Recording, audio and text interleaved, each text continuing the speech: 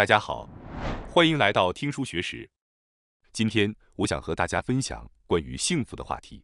我要为大家介绍的是 Shawn Achor 的幸福优势的7个法则，以及哈佛大学最新的成功理论。这是哈佛大学最受欢迎的讲师传授的智慧。最前沿的积极心理学揭示了成功与幸福之间惊人的关系。这本书是我个人极力推荐的。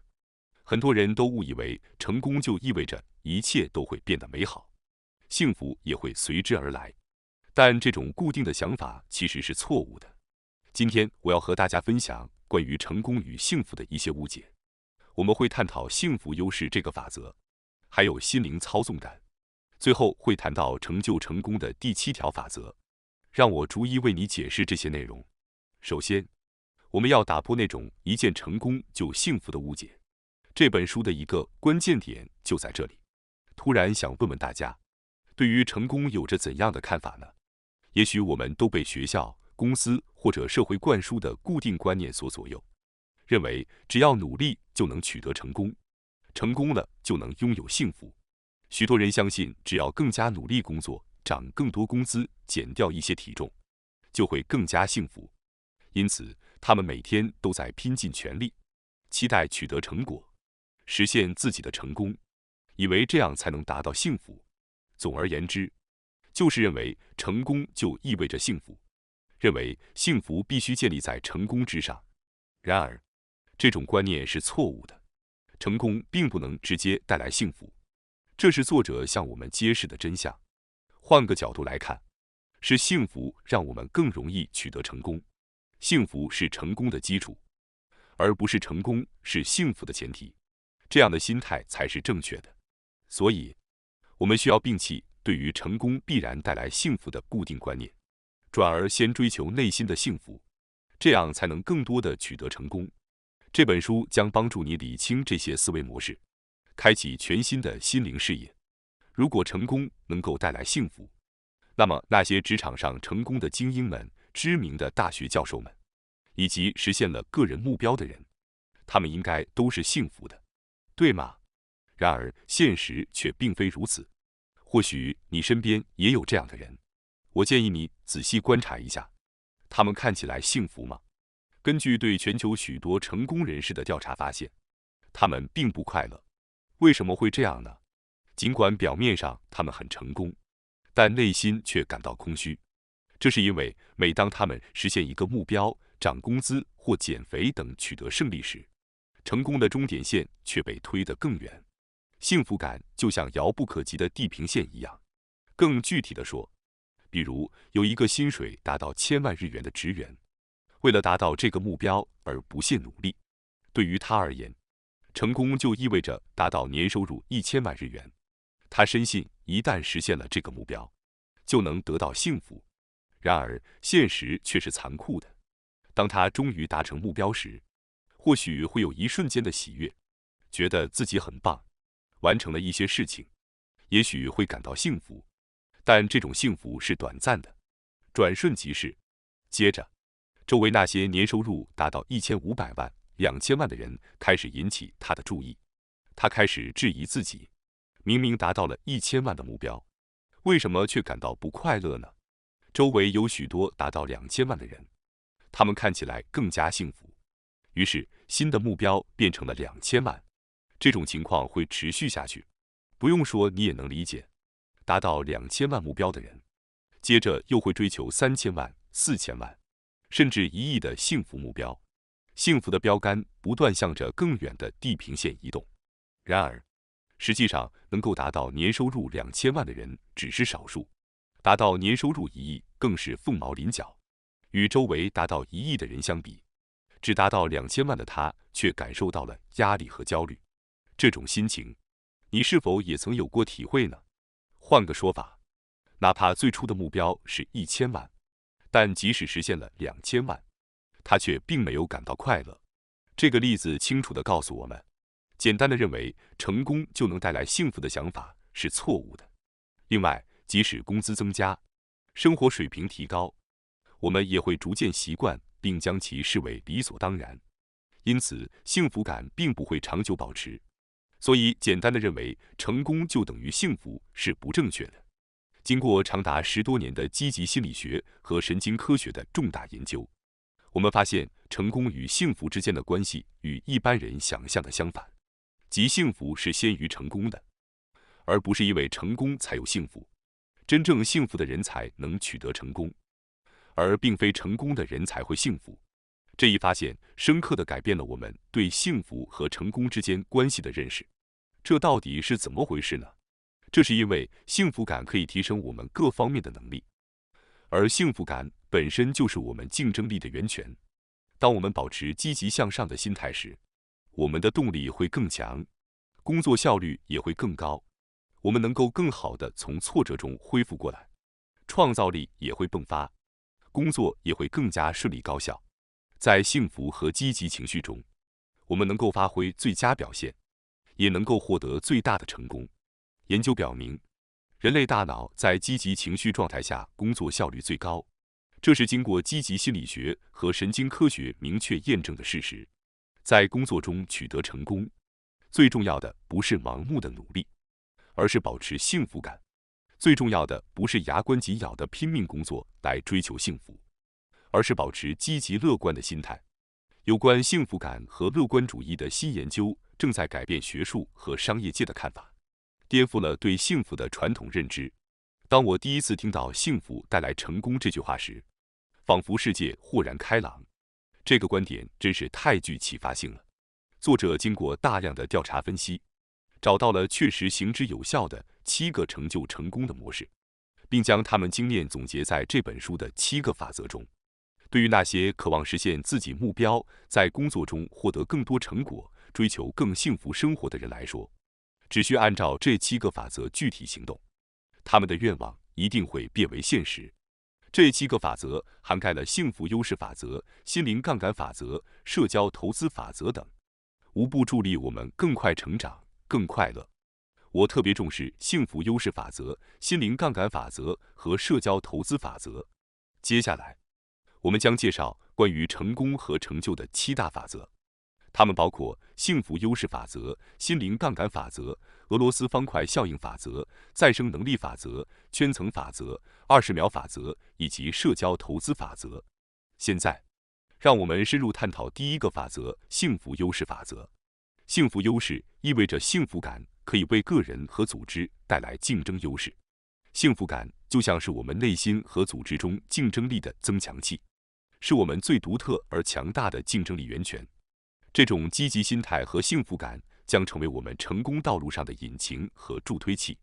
换个角度看，幸福的个体和快乐的组织在竞争中是处于有利地位的，这点至关重要。当我们感受到幸福时，我们的大脑才能充分发挥作用，我们的动力也会变得更加强大，结果事情也会更加顺利。然而，在世界的顶尖人士中，依然有很多人认为只要拼尽全力、勤奋工作，最终就能取得成功和幸福。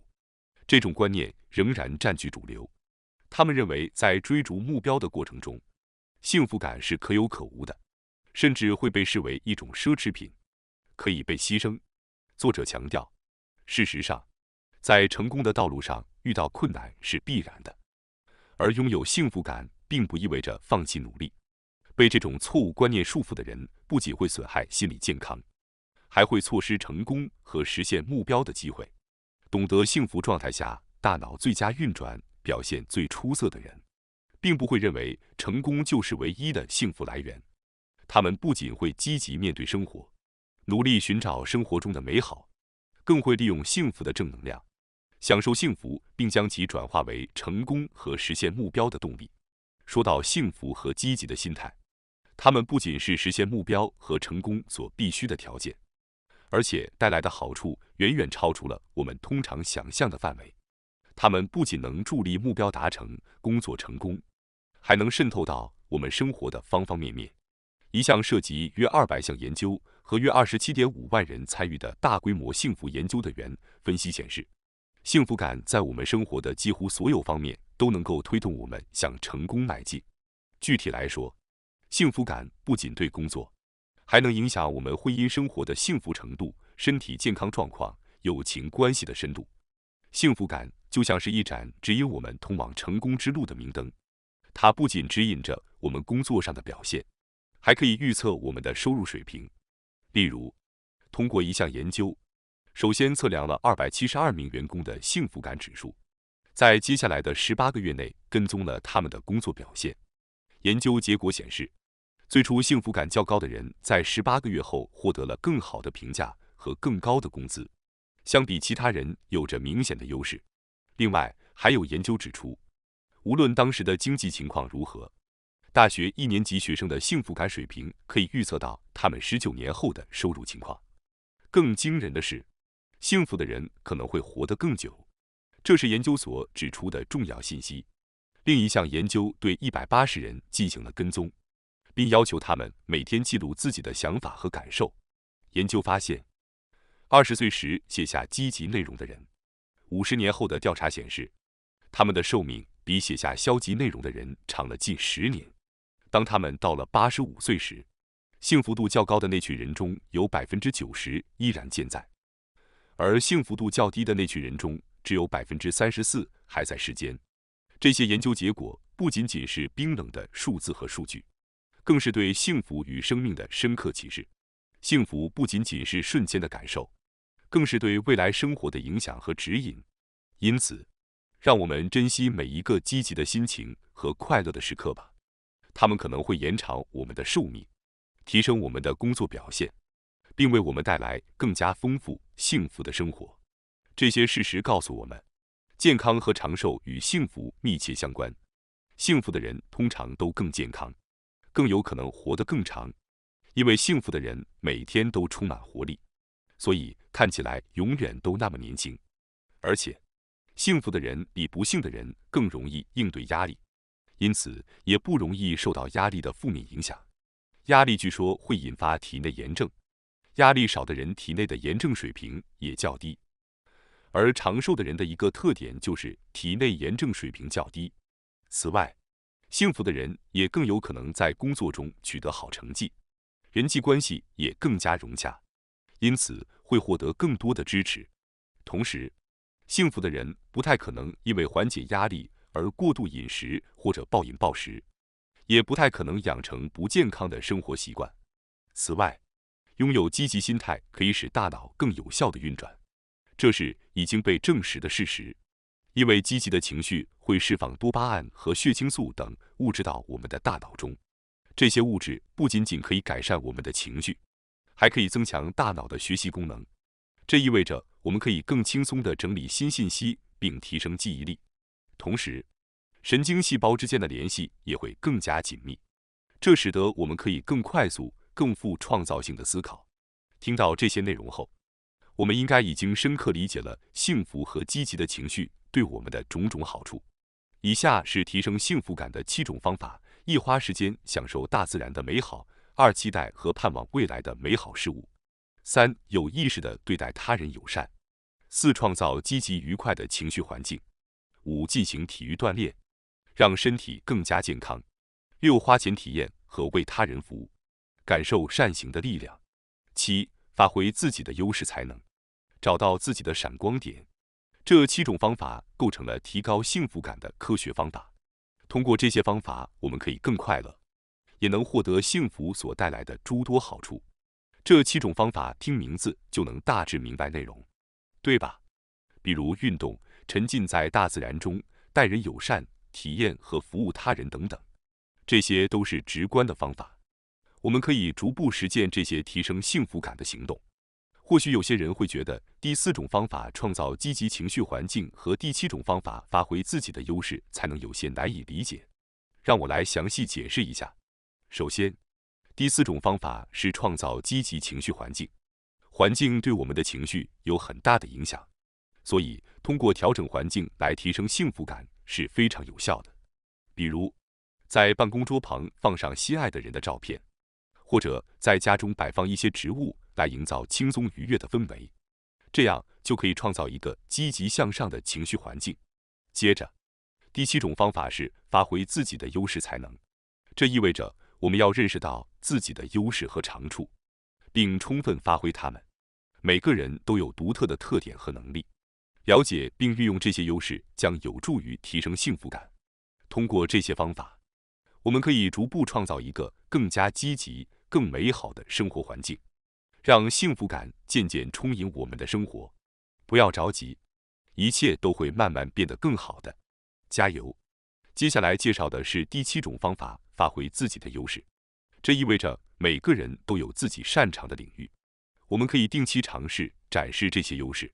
比如，曾经在学生时代加入田径队并擅长跑步的人，可以定期参加长跑比赛，展现自己的优势；或者曾经努力学习钢琴的人，可以回忆过去，弹奏一段美妙的曲子。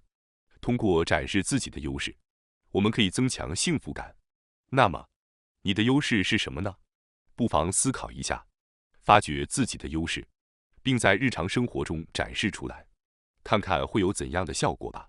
接下来，我们来谈谈关于成功的法则之2：心灵杠杆。所谓心灵杠杆，指的是我们对待生活中不同情境的心态，以及在其中是否能够取得成功。这完全取决于我们内心的态度和信念。作者指出，我们的心态会随着时间不断变化，但它有着最大化幸福和成功力量的潜能。因此，调整我们的心态对于追求幸福和成功至关重要。这就是作者所说的心灵杠杆。也许大家都听过心态和心灵杠杆对成功的关键性。有些人可能会觉得这些听起来有点虚幻或者过于精神上的东西，但是作者在本书中通过科学的论证，多次强调了心态的重要性，认为心态的调整确实能够改变我们的现实结果。调整心态对我们的生活影响深远，因此让我们重视内心的调整，通过积极的心态来拥抱更加幸福和成功的人生。这不仅仅是一种心灵上的力量，更是实现梦想的有效途径。在这本书中，介绍了一个非常有趣的实验，它展示了心态的强大影响力，甚至可以让时间倒流。我来简单分享一下这个实验。一群75岁的男性被要求在1周内展现出年轻时的活力和态度，而在这个实验中，不可思议的事情发生了，时钟竟然倒流了，他们仿佛回到了过去的岁月中。他们被告知现在是1959年，那个时候他们只有55岁。为了让他们更加真切地感受到这一切，他们收到了带有自己50多岁时照片的身份证，穿上了当时的服装，并被要求谈论那个时代发生的事情，提供那个年代的杂志等等。所有这些设计都是为了让他们亲身感受到现在是1959年，他们不再是75岁的老者，而是充满活力的55岁年轻人。这个实验生动展示了我们内心状态对现实的巨大影响，有时候甚至能够扭转时间的流逝。这个实验不仅让我们陷入深思，让我们思考一下内心力量的重要性，以及它对我们的生活产生了怎样深远的影响。这些结果实在是令人惊叹。1周后的检查显示，他们的姿势改善了许多，握力也变得更加强劲，甚至视力平均提高了10%，记忆力测试也有所改善。超过一半的参与者原先都以为自己的智力在青春期后已经稳定，但实际上他们的智力水平有所提升，他们的外表甚至看起来更年轻了。第三方评估显示，参加合宿后的照片与之前相比，平均年轻了3岁。这些惊人的结果告诉了我们什么？简单来说，这些老年人参加了这个合宿，通过1周的时间里，始终保持着我还年轻的心态。结果真的让他们年轻了起来。正是因为他们坚信我还年轻，并且在仿佛年轻时的环境中生活了1周，他们的姿势变得更好，记忆力更强，智力水平更高，甚至外貌也年轻了。这些惊人的事实清楚地表明，我们对自己的心态如何看待，直接影响着身体各方面的功能。这个实验发现，即使是看似客观的年龄事实，也可以被我们的心态所影响和改变。这真是一个令人震惊的发现。这本书还分享了许多其他实验，他们向我们证明了心态如何能够改变我们的实际体验。比如，有一项实验告诉参与者，这是要然后他们服用的却是一种实际上是假药的物质。但令人惊奇的是，他们却像服用了真正药物一样，症状竟然得到了缓解。这个实验揭示了一个深刻的真理：只要改变心态，甚至只是认为自己服用了真正的药物，也能够消除客观存在的症状。这正是心态的力量。总之，首先要考虑自己对环境的看法，以及在这种环境中如何取得成功。这完全取决于我们内心态度的调整。其次，心态对我们的生活产生巨大影响，甚至可以改变客观现实的结果，比如让时间倒流，或者使假药产生真实效果。因此，我们必须重视心态的改变，因为它不仅可以改变我们对事物的感受方式，还可以改变我们经历的客观结果。最后，我们随时可以改变对事物的看法，所以请务必关注生活中的积极一面，释放积极心态所带来的力量。接下来，我将解释成功和实现的法则的最后一部分，以及对社交投资的解释。现在，让我们谈谈社交投资。简单来说，人际关系是非常宝贵的财富，因此我们需要更加坚定地投资于人际网络中。当我们面临困难或承受过多压力时，常常会自我封闭，避免与他人交流，孤独地在黑暗房间里烦恼。然而，最成功的人通常非常注重与朋友和家人的关系，在困难时依赖他们，与他们分享喜怒哀乐。生活中难免会遇到困难和意外，唯一战胜困难的方法就是与周围的人保持密切联系。作者强调，尽管如此，人们在最需要他人支持时却常常自我封闭，这是一个常见的错误。当我们失业或遭遇感情挫折时，往往会与朋友和家人断绝联系，独自躲在阴暗房间里；或者当工作压力增大、截止日期迫近时，我们往往会放弃与他人的交流。这时候，我们更需要倾诉、分享，而不是独自承担。因此，请记住，在生活中要时刻保持与周围人的联系，尤其在困难时刻，更需要亲人和朋友的支持和陪伴。然而，即使我们全心投入工作，生活也不会一帆风顺。有时候，我们会陷入困境，遇到项目失败，或者因为困难而感到沮丧，失去前进的动力。与此形成鲜明对比的是，成功的人们采取了截然不同的态度。他们并不会退缩，而是在困境中更加坚定地与周围的人建立联系，变得更加坚强。他们没有疏远人际关系，而是懂得投资于人际关系的重要性。这些成功者不仅拥有幸福感，工作效率也更高，精力充沛，而且能够更快地从失败中恢复过来。那么，他们为什么能够采取这样的行动呢？因为他们深刻理解，与周围的人建立良好关系是获取幸福感的最大投资。经过长达70年的研究，这一点已经得到了明确的验证。为了让生活更加充实，我们需要像呼吸空气、摄取营养一样与他人建立联系，因为只有良好的人际关系才能给我们带来持久的幸福和满足感。因此，我们应该重视并投资于与他人的关系。作者指出，要想获得幸福，实现工作等方面的成就，最有效的方法是投资于人际关系。拥有可靠的人际关系，包括配偶、家人、朋友和同事，在情感、智力和资源方面能够得到巨大的增益。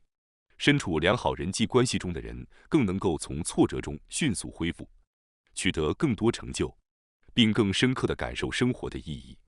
优质的人际关系带来的幸福感，使我们能够享受幸福所带来的各种好处。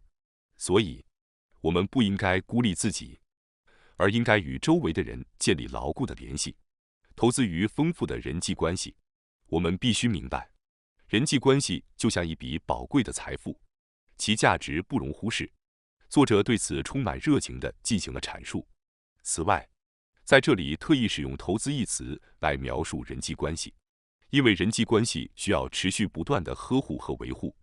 因此，那些希望与某人保持联系的人，需要定期保持沟通和见面，这是必不可少的，就像投资股票一样。我们与他人建立的关系网也会随着时间的推移而不断加强。因此，对于那些希望保持联系的人来说，我们需要花费足够的时间来维系这些关系。对于那些我们觉得不那么重要的人来说，我们不必浪费时间，而是应该将这些宝贵的时间花在与我们喜欢的人一起。丰富的人际关系对于我们的幸福感和事业成功有着巨大的影响，这已经被许多研究所证实。也请相信积极心理学。作者说，在我们遇到困境时，就像深陷火海一样，最重要的是不要放开我们伴侣的手，因为在日常生活和工作中，周围人的支持是我们最宝贵的财富，让我们能够最大限度地发挥潜力，取得成功。所以，请让我们努力投资于那些我们珍视的人际关系吧。当我们面临困境时，我们一定会庆幸当初做出这个正确选择。让我们一起回顾今天的精彩内容吧。首先，我们讨论了成功和幸福之间的误解，即简单的成功并不能带来绝对的幸福。期待在下一个视频中与大家再次相聚，共同学习和成长。感谢大家收看今天的节目。如果你喜欢我们分享的内容，记得点赞、订阅并开启小铃铛通知，第一时间获取我们的更新。在下次的节目中，我们将继续为大家分享更多有益的书籍。再次感谢大家的支持，我们下期再见。